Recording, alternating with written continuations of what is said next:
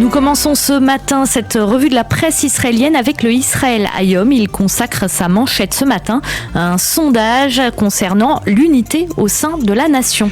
Et oui, il s'agit d'un sondage commandé par le quotidien gratuit à l'approche de la journée de deuil national de Tisha B'Av qui tombe cette année, vous le savez probablement, ce dimanche. En effet, cette journée qui commémore la destruction des deux temples de Jérusalem il y a environ 2500 et 2000 ans est associée à l'absence d'unité au sein du peuple juif, puisque l'on dit en particulier pour le second temple qu'il a été détruit par la haine gratuite qui régnait à l'époque au sein du peuple juif. Le principal résultat de cette enquête est que 81% des Israéliens, en tout cas de ceux qui ont été interrogés dans ce sondage, sont prêts à faire des compromis pour préserver l'unité au sein de la nation. Et lorsque l'on détaille cette donnée, bien il s'avère que 98% de l'électorat centriste du parti Yesh Atid et du parti bleu-blanc est prêt à ce que ces élus fassent des compromis pour l'union, alors qu'ils ne sont que 64% au Likoud. Mais derrière cette donnée encourageante autour de l'unité de la nation, eh bien on recense quelques éléments tout de même inquiétants, comme par exemple le fait que 51%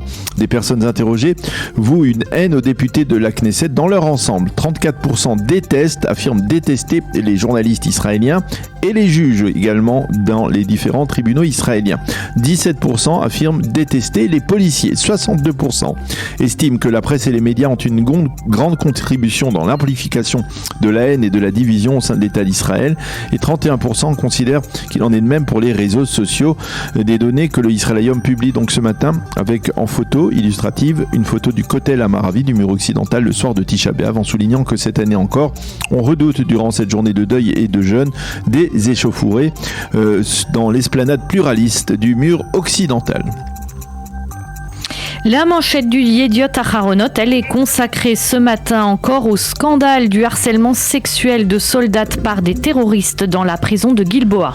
Un dossier qui demeure au cœur des préoccupations et qui ébranle solidement l'opinion publique israélienne. Le Yediot Aharonot révèle ce matin que quasiment toutes les plaintes de soldats israéliennes pour harcèlement sexuel dans l'administration pénitentiaire ont été balayées sous le tapis ou passées sous silence. Il y aurait eu des dizaines de plaintes de ce type sans qu'aucune enquête n'ait été menée par l'administration pénitentiaire. Ce que le Yediot Aharonot qualifie de lien du silence. Shelly Echemovitch, la journaliste qui fut présidente du Parti travailliste, s'insurge justement dans le Yediot Aharonot contre la critique sélective des personnalités politiques israéliennes dans ce dossier.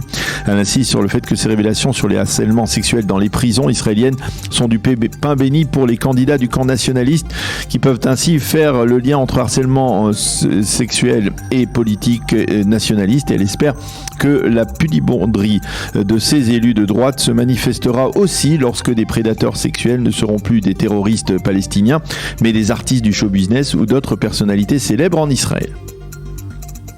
Et puis derrière les manchettes des deux quotidiens israéliens de ce matin, il y a plusieurs titres de première importance, comme cette situation de crise sécuritaire dans le sud qui se prolonge pour la 3e journée consécutive. En effet, il s'avère que les craintes de représailles de la part du djihad islamique dans la bande de Gaza à l'arrestation de Bassam Saadi à Jenin il y a 3 jours, eh bien les routes qui bordent la bande de Gaza restent toujours fermées pour la 3e journée consécutive. Quant aux localités du pourtour de la bande de Gaza, elles restent paralysés avec des milliers d'Israéliens retranchés chez eux en plein été afin de ne pas être pris dans les lignes de tir d'éventuels snipers palestiniens. Dans le site Endo cite également le djihad islamique qui continue à menacer d'une riposte à l'arrestation de Saadi, tandis que le Maariv dans sa page d'ouverture cite le mouvement terroriste qui menace de provoquer un véritable conflit armé avec l'État d'Israël. Quant aux habitants du pourtour de Gaza, donc, ils ne cachent pas leur frustration et affirment de facto le véritable patron dans la région, c'est le djihad islamique.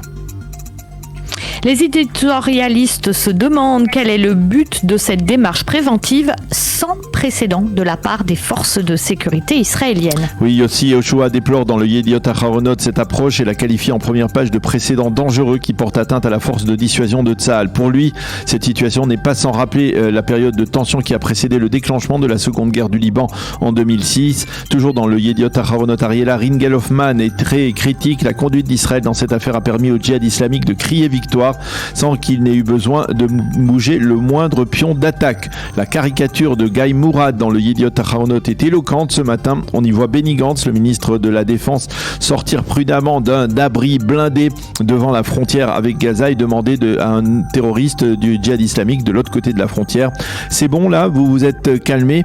Fin de citation. Quant au Israël Hayom, eh bien, il a oublié apparemment de commenter un développement sécuritaire aussi important et il prouve d'une certaine manière que l'orientation du journal est bien moins nationaliste, pour ne pas dire bien moins bibiste que par le passé. Le Haaretz, lui, a choisi de mentionner en évidence un autre dossier sécuritaire préoccupant.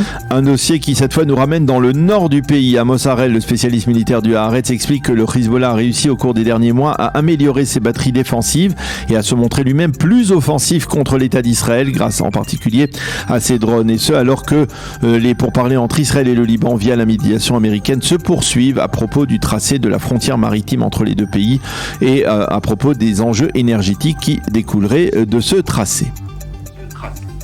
Nous terminerons par le Israël Hayom qui nous plonge dans la campagne électorale du Likoud ce matin en se focalisant sur les voix féministes du grand parti de la droite israélienne. Oui, le quotidien gratuit nous présente les 8 femmes du Likoud qui sont actuellement députées, de la 4e à la 30e place, de Miri Regev à Maï Golan, en passant par Gila Gamliel, Keren Barak et Orly Lévi Aboukassis. Et ils nous livrent donc leur profession de foi politique. Ce que le quotidien ne précise pas, c'est que le Likoud possède des cases spéciales dans sa prochaine liste électorale pour ceux qu'il est convenu d'appeler des femmes nouvelles, à savoir des femmes qui n'ont pas encore été élues sur la liste du Likoud et qui sont candidates. Donc dans cette liste, parmi elles se trouve entre autres Lali Deré, qui est franco-israélienne et ancienne journaliste ici en Israël.